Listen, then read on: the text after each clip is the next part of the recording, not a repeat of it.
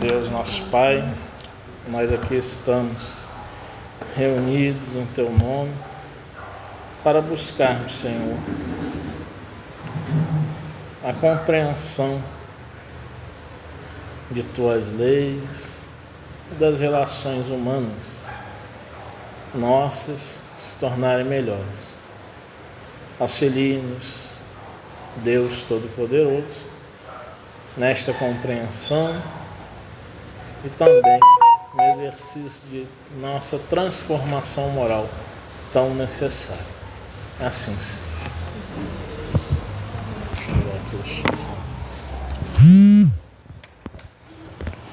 Bom, hoje no livro As Dores da Alma, né? Orgulho, a parte 2, né? E nós vamos estar estudando. Como sempre, né? Uma didática nossa, vamos estar lendo alguns parágrafos, né? Eu até recomendo àqueles que têm o livro que possam numerar os parágrafos, né? Porque aí eu vou citando o nome dos parágrafos, pode ser mais fácil para acompanhar. Então, orgulho. Primeiro e segundo parágrafos. Para ser bom mestre, não é preciso fazer seguidores ou discípulos, nem mesmo possuir cortejos ou comitivas, mas simplesmente fazer com que cada ser descubra em si mesmo seu próprio guia. Não devemos ditar nossas regras aos indivíduos, mas fazer com que eles tomem consciência de seus valores internos, senso, emoções e sentimentos, e passem a usá-los sempre que necessário. Essa é a função dos que querem ajudar o progresso espiritual dos outros.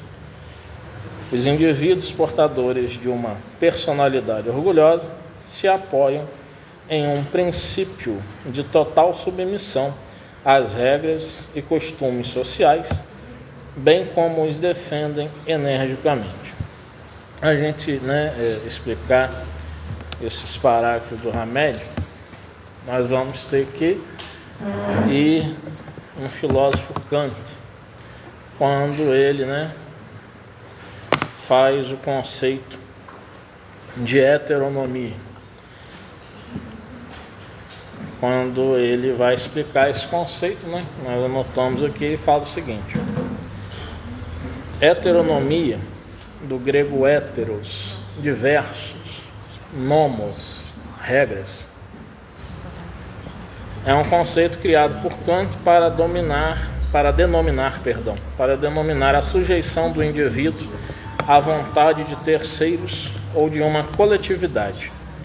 Se opõe, assim, ao conceito de autonomia, onde o ente possui arbítrio e pode expressar sua vontade livremente.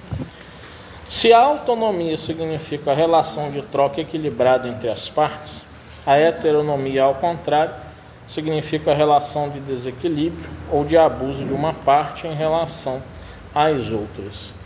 Isso é, quando nós vivemos uma heteronomia, nós estamos realizando aquilo que outras pessoas querem. Nós não estamos vivendo os nossos desejos. Nós não estamos seguindo espontaneamente por nossas vontades, por nossos desejos, e sim estamos fazendo algo porque existe uma regra que alguém impôs. Não estou falando aqui de regra social, de legislação, onde nós temos essas questões éticas para termos uma boa convivência, e sim de situações muito individuais, onde, por exemplo, pais e mães narcisistas, psicopatas, por exemplo, vivem querendo o controle total sobre a vida dos seus filhos. Isso é heteronomia, Os filhos têm que seguir as regras, os controles que o pai ou a mãe exige, principalmente se for dependente economicamente daqueles pais, né? E aí, na clínica psicanalítica, em conversa com colegas, né, psicanalistas práticos, psicanalistas teóricos, né, eu coloco o seguinte, que a maioria fala assim: a cura é um afastamento nesse tipo de caso. Eu falei, mas como que você pede para um filho e uma filha se afastar de uma casa ou de um pai ou de uma mãe, se ele depende ou ela depende financeiramente deles?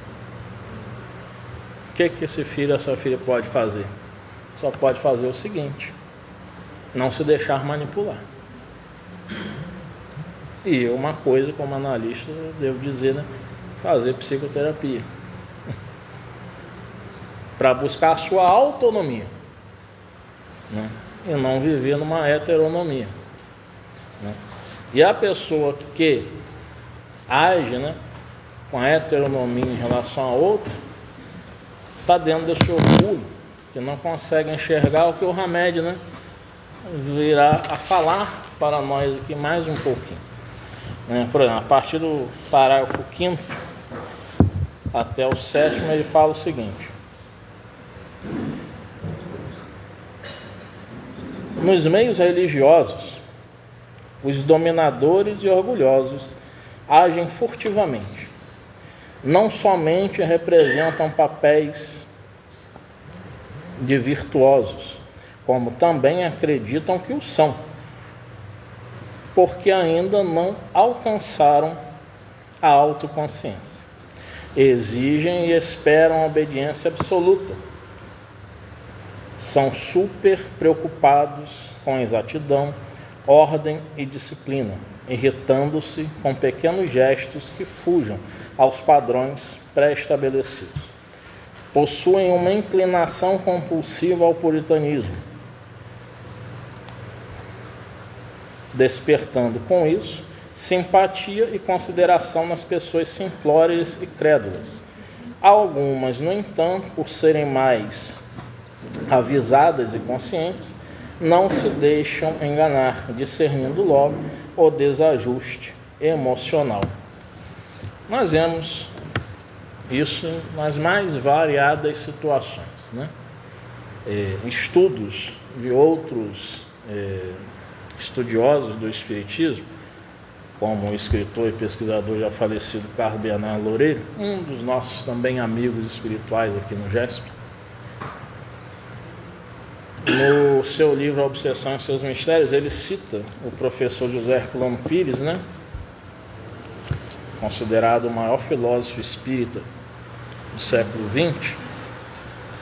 Ele diz o seguinte: segundo o professor Herculano Pires, na vida material como na vida espiritual, o vampirismo é um processo comum e universal do relacionamento afetivo e mental das criaturas.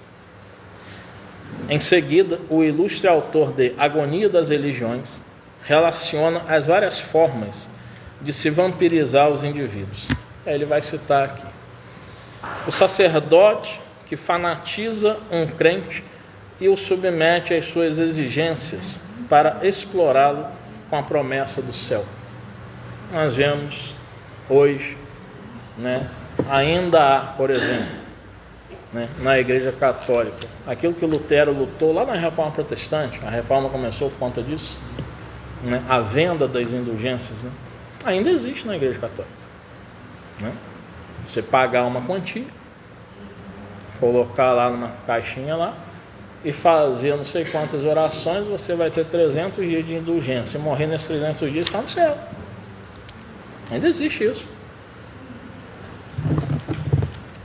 Por isso que eu falo que a religião é um crime. Por isso Kardec nunca colocou o espiritismo como religião. A religião, como diz a doutora em história, a professora Mary Del Priore, é uma história de sangue e de dominação. Como disse um amigo meu, se a gente pega o Antigo Testamento, a gente fizer assim, ó, torça e sangue, porque o Deus do Antigo Testamento é um Deus cruel, é um Deus que quer sangue, que quer sacrifícios de animais para poder se satisfazer. com o odor do sangue. Ele ainda ensina. Yahvé no Antigo Testamento, que não é Deus, é um espírito inferior que comandava o povo hebreu, ainda ensinava como os sacerdotes deveriam comer depois os restos dos sacrifícios. Realidade, como se fala, é bíblico. E alguns têm a simploriedade de dizer que lá está a palavra de Deus. É difícil de aceitar algo assim como palavra de Deus, de fazer Moisés ao descer do Monte Sinai, ver o povo adorando um bezerro de ouro e, em nome de Deus, pela revolta, porque o povo traiu Deus, passar a fio de espada crianças, jovens, idosos, homens, mulheres, sem dó nem piedade.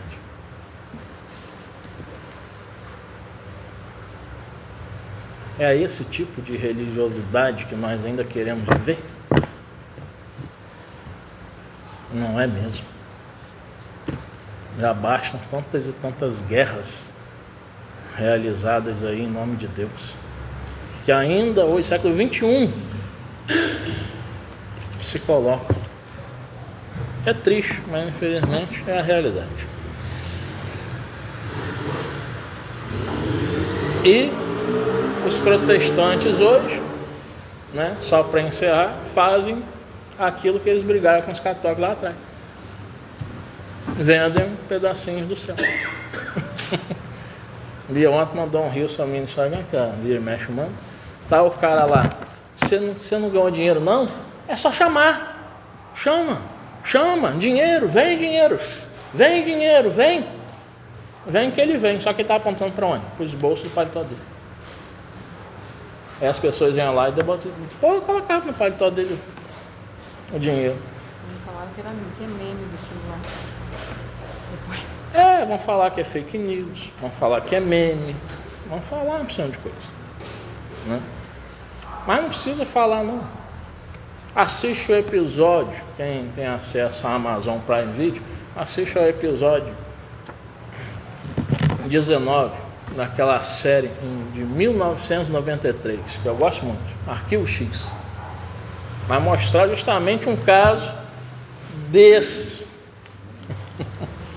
1993, como se diz, a arte imita a vida, né? Não é dizer que todos são assim não, mas eu estou falando aqui dos líderes. Respeito a fé das pessoas, mas ao mesmo tempo eu me pergunto, é fé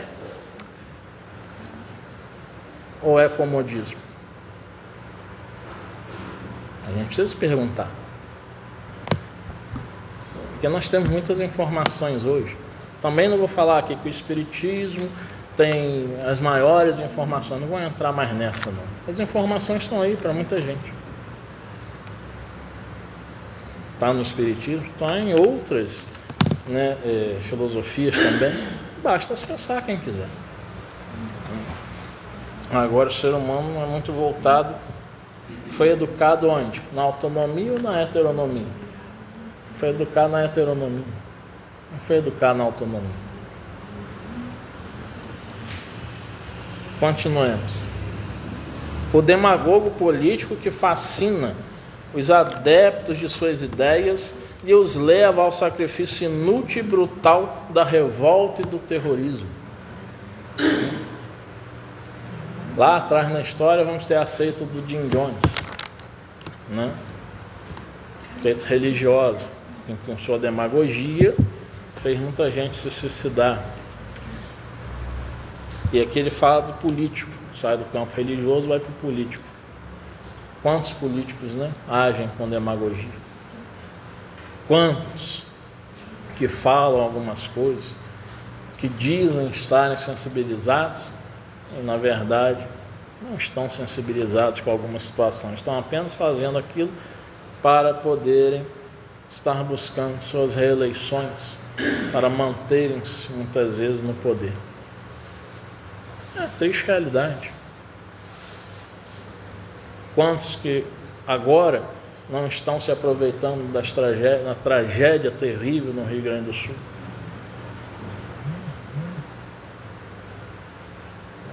Infelizmente, acontece isso. Agora vai falar de nós espíritas. Ele não esqueceu da gente, não. O espírita e ou médium que fascina os ingênuos com a falsificação de poderes que não possui, revelando-lhes supostas reencarnações deslumbrantes e conduzindo-os ao delírio de suas ambições de grandeza. Aí a gente vê muito, né? Infelizmente, no movimento espírita, muitos falsos médios colocando que estou vendo você na vida passada. Olha, você foi uma pessoa poderosa, você fez isso, você fez aquilo.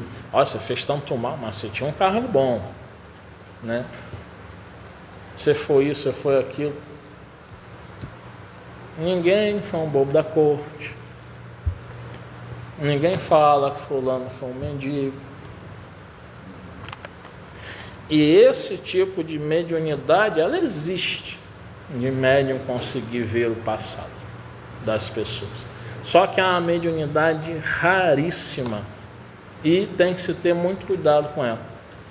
Porque quando o César Bournier, um médium que tinha a possibilidade de fazer essa, entre aspas, viagem no tempo,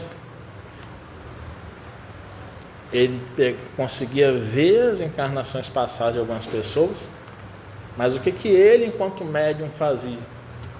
Ele ia pesquisar.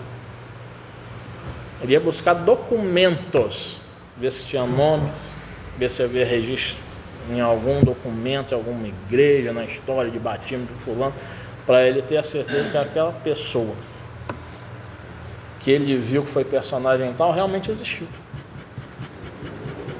E não ficava só, não, eu vi, então é verdade. É aí que o médium erra. Tem que buscar saber, tem que buscar ir ao encontro, fazer a pesquisa dos fatos. Se não acontecer, de bater, como a gente fala, descarta a informação. Erasto, espírito, se comunicou, por médiuns na época da Sociedade Parisiense de Estudos Espíritos, deixou por diversos médiuns, para Allan Kardec o seguinte: é melhor rejeitar 10 verdades a aceitar uma só mentira, uma só teoria errônea. É melhor a gente rejeitar 10 verdades do que por uma mentira a gente se deixar enganando. Então, infelizmente, no próprio Espiritismo, que é feito de seres humanos, e nós não temos e nem devemos ter aqui aquela aura de santidade, que é espírita, uma pessoa é boa, uma pessoa é caridosa, a pessoa deve ser, dever ser é uma coisa, mas muita gente parece ser, muita gente não é. Hoje eu conversava com minha irmã espírita que ela falava isso: o espiritismo nem sempre as pessoas que estão nele absorvem os seus ensinamentos para buscarem praticá-lo. Aí ele vai continuar: o negocista esperto que suga as economias de seus clientes com falsas promessas para um futuro improvável. O galanteador Dom Juanesco. Aqui são quantos golpistas tem aí, Quantos golpistas há aí,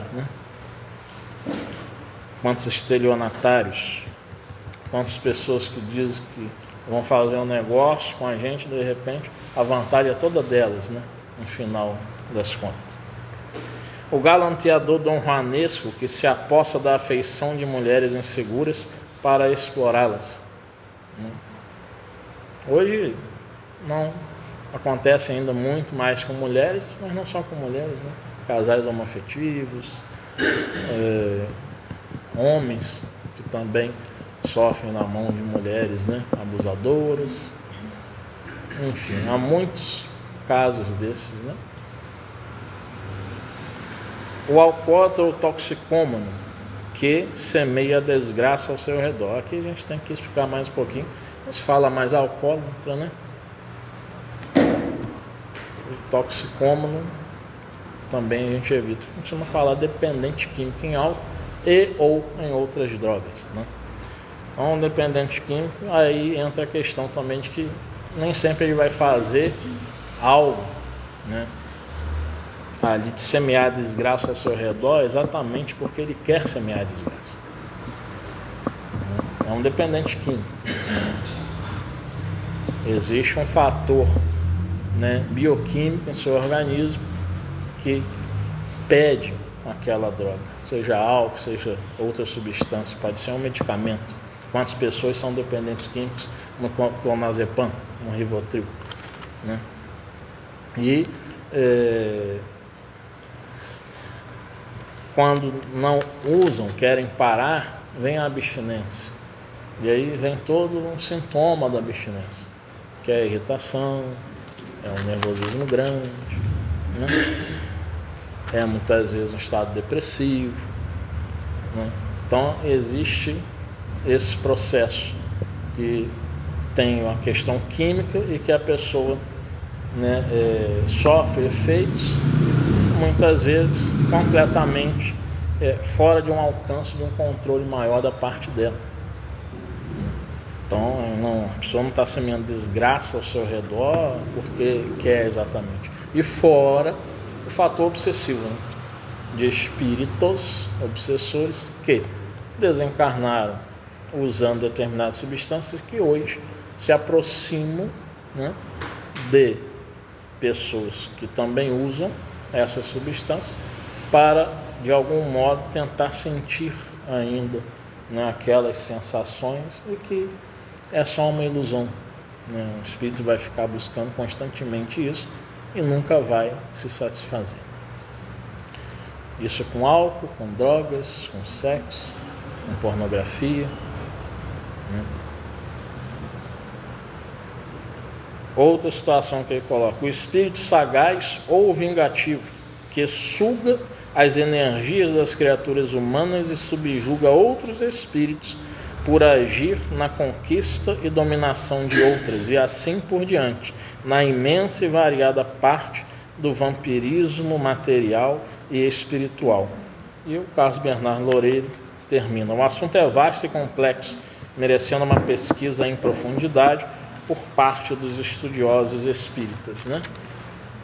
Eu, como sou um dos pesquisadores também, vejo, né, tem lá um artigo meu, Transtornos Psiquiátricos e Obsessivos, está lá no blog, né, dos semeadores, os textos, o vampirismo digital, né, que muitas vezes não tem só a mídia, né, que o celular, o Kindle, o notebook, esses são aparelhos todos desenhados para que o nosso cérebro sinta a necessidade deles.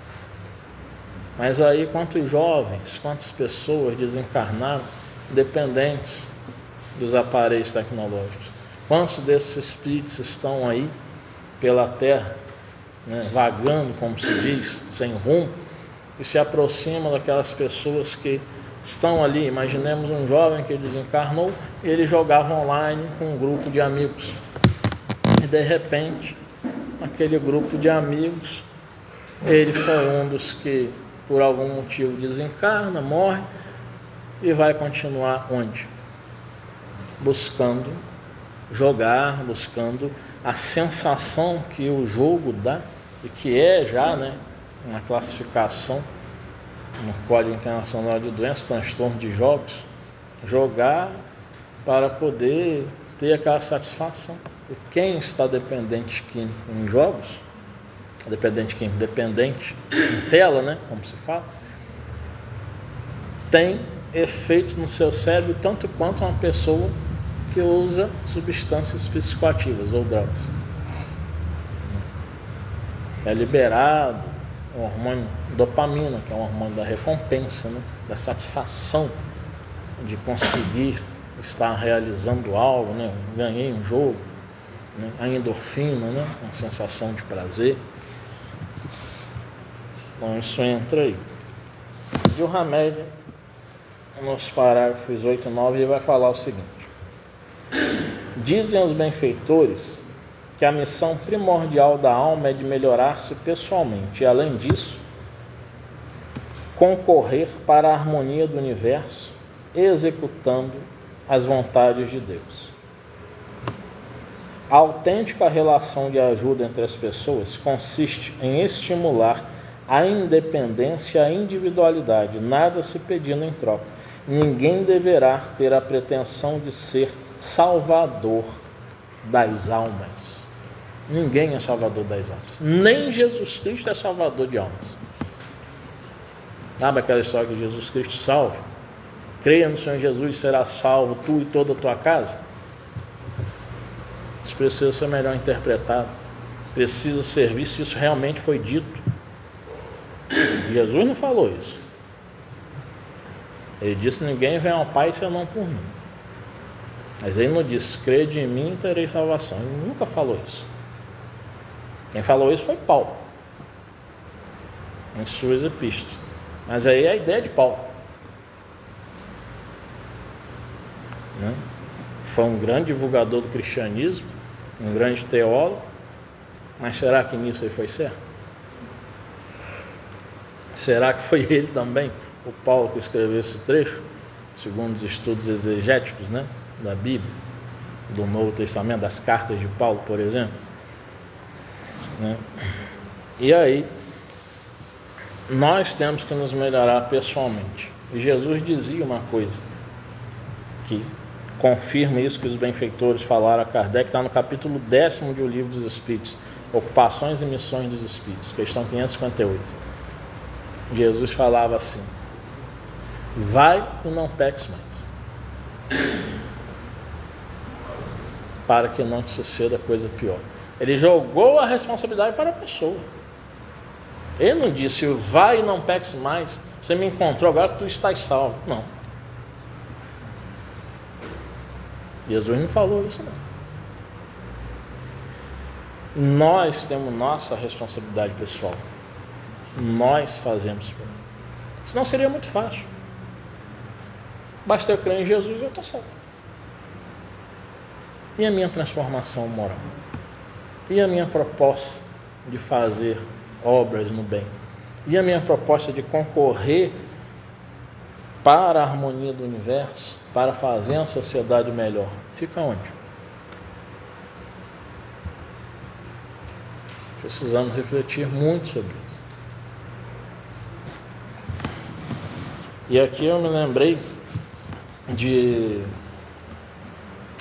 duas lives que eu assisti. Uma de uma ex-testemunha de Jeová, que falou que o pai dela, testemunha de Jeová, e quando criança ela não sabia por que o pai colocava ela com os cotovelos, falava para ela se pendurar, e ela ficava ali penduradinha, com 6, 7 anos de idade. E ela não sabe até hoje por quê. Ele a deixava assim. Quando ela se tornou uma adolescente, que ela fez uma tatuagem, ela entrou no salão do reino da Testemunha de Jeová, ela foi expulsa, dizendo que ela estava com a marca do demônio, não podia entrar lá. Mas Jesus agiu assim? O Hamed vai falar aqui o seguinte, em uma parte, lembrando o Evangelho segundo João, capítulo 8, versículos 10 e 11. O mestre está lá no parágrafo 17. O mestre entendia que se combatêssemos e lutássemos contra nossos erros, poderíamos potencializá-los. Nunca usava de força e imposição, mas de uma técnica para que pudéssemos desenvolver a virtude oposta. Mulher, onde estão aqueles teus acusadores? Ninguém te condenou? E ela disse: ninguém, Senhor. E disse-lhe Jesus: nem eu também te condeno. Vai-te e não peques mais. Evangelho segundo João,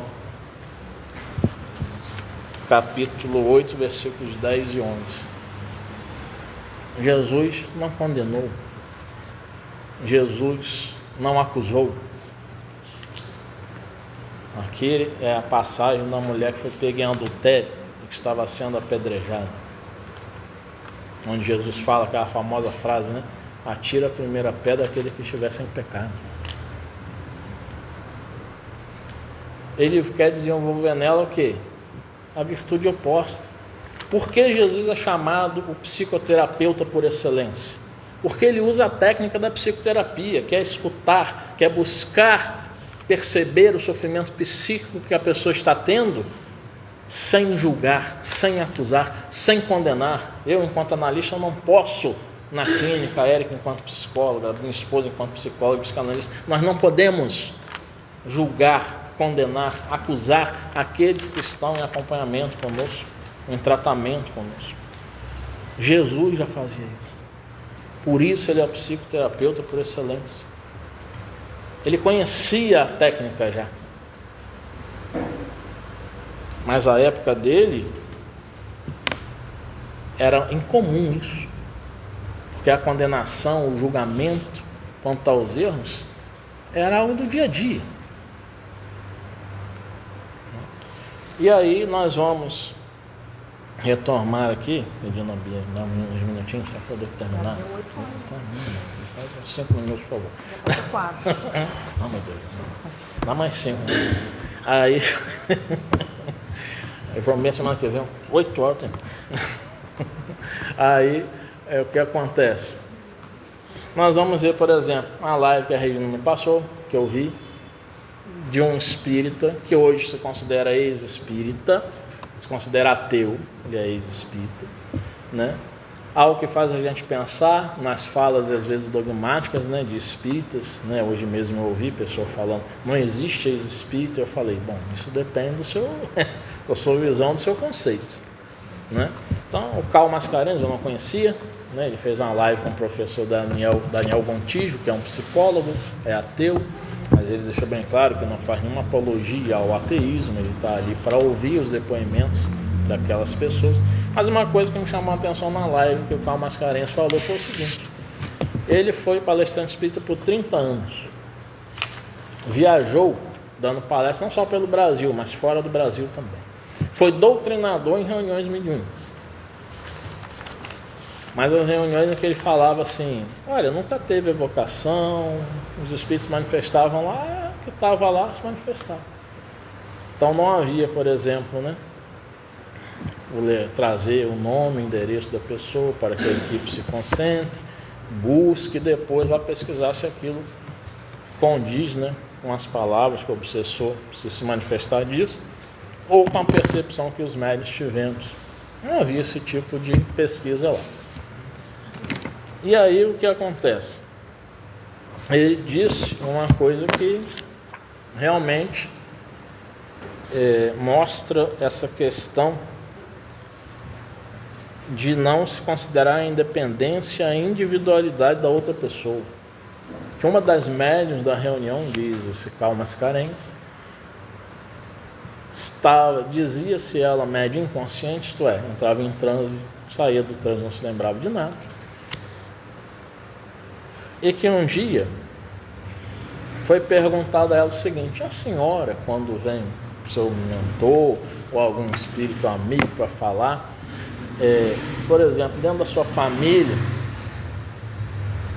esses espíritos interferem naquela vida familiar? Ela fala, muitas vezes eu peço para eles virem, e aí eu entro em transe, falo, eu aproveito também do meu hospital. Mas que inconsciência era essa? Foi quando esse Karl Mascarenhas despertou, né? E aí ele falou assim, bom, não pode ser real aquilo, né, na visão dele, aquilo que tem mais de 800 pessoas dentro de um centro aplaudindo isso, bajulando essa médium, estando, né, em constante contato com ela. Aí a gente volta a repetir o Espírito Erasto, a lição dele para nós, né? Melhor rejeitar 10 verdades a aceitar uma só teoria ruim, uma só mentira. E nós espíritas, Kardec deixou bem claro, nós temos de ser livres pensadores. Nós temos de questionar o próprio Kardec, as obras dele não são sacras, não são sagradas, são dinâmicas. Quanta coisa eu lendo a Gênesis, que é ali um livro, né, que trata das questões geológicas, das formações geológicas da Terra. A gente vai pesquisar em geologia hoje, tem muita coisa errada em A Gênesis. É um livro quase desconhecido de Allan Kardec. Tem muita coisa errada ali, cientificamente. Pode colocar bastante nota ali, porque talvez escreva você até um outro livro. Ah, isso está errado? Não, Kardec falou para fazer isso. O capítulo 6, Uranografia Geral de A Gênesis, que foi supostamente psicografado pelo Camille Flammarion, pelo espírito Galileu Galilei. Ele tinha uns 19 anos na época quando recebeu essas mensagens. Ele já tinha escrito aos 17 anos Pluralidade dos Mundos Habitados. Camille Flammarion, um astrônomo muito conhecido. No livro As Forças Naturais Desconhecidas, o Flammarion, estudando a ele mesmo enquanto médium, vai ficar alerta e vai dizer: todo esse capítulo de A Gênesis não é mediúnico, é apenas exteriorização dos meus próprios conhecimentos. Não há nada de novo naquelas informações. Todas aquelas informações, à época, eu conhecia, enquanto astrônomo. E o Espiritismo estuda esse fenômeno. Um médium pode entrar, eu posso entrar aqui num transe anímico, um transe profundo, como se estivesse hipnotizado. Muitos conhecimentos que eu possa ter, eu vou acessar e vou escrever e vou assinar como se fosse figura tal. Eu posso gostar muito de um autor e escrever como se fosse aquele autor. É um fenômeno possível, estudado pelo Espiritismo, e que poucos espíritas estudam. Nós temos fenômenos anímicos e mediúnicos. O Flammarion falou, isso foi um fenômeno anímico. Não quer dizer que aquilo lá estava errado, não. Hoje, os conceitos de hoje estão. A astronomia desenvolveu-se bem. Mas à época estavam certos. Mas ele falou, não é mediunidade, não foi o espírito Galileu Galilei. Aí alguns espíritos, para defender a tese de que foi um fenômeno anímico, talvez mediúnico, mas seria mais anímico, começaram a dizer que o Camille Flammarion teria sido a reencarnação do Galileu Galilei. Quem prova? Onde tem estudos que façam aí evidências científicas desse caso, suposto caso de reencarnação? Se deve aí de quem? Por onde? Aí fica uma opção de espírita repetindo isso. Eu acho que se fosse um espírito superior, um espírito que sabe, mesmo ele daria informação superior, mas não informação falsa. Exatamente. Informação fragmentada, mas na verdade. Exato. Falsa porque é um espírito superior. Exatamente. Ou foi do próprio médium mesmo. Não tem nem como. Se for espírito superior, Está errado, não teria como. Bom, então, só para a gente encerrar, que a Bia vai aqui, né? Pode bater, né? Tia, palmatória, vai bater.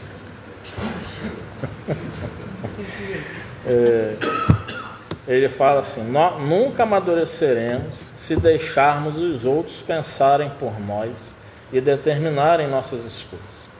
Não é a ajuda real a que se referia Jesus, a crítica moralista, o desejo de reformar os outros, o controle do que se deve fazer ou não fazer. Antes, tais comportamentos revelam os traços de caráter dos indivíduos orgulhosos e ainda distanciados da autêntica cooperação no processo de evolução, que não ou os deixam perceber, que ocorrem naturalmente na intimidade das criaturas. Vamos orar, né? A gente encerra. Deus, Senhor nosso, mais uma vez te pedimos auxílio para que nossas escolhas possam ser as melhores, para que as consequências delas também venham a ser as melhores possíveis. Não somente para nós, mas para aqueles que convivem em nosso entorno. Ajudai-nos, Senhor, a fazermos este movimento, este exercício, bem como, Senhor, auxiliai a que nós venhamos a estar concorrendo para a harmonia do universo, para o progresso da sociedade, não só em momentos de calamidade, mas em todos os dias de nossas vidas, buscando por nós próprios, na nossa autonomia, seguirmos uma conduta reta, avaliarmos e reavaliarmos nossos valores e aprendermos com Jesus Cristo, Senhor Deus, esse nosso irmão mais velho, a arte de valorar a possibilidade da criatura, do ser humano, melhorar-se, voltar-se para a qualidade oposta daquilo que ela possa ainda possuir de deficiências, e que não só outros, Senhor, mas nós próprios possamos aprender a realizar isto em nós mesmos. Assim seja. Boa noite quem está online acompanhando. Muita paz a todos.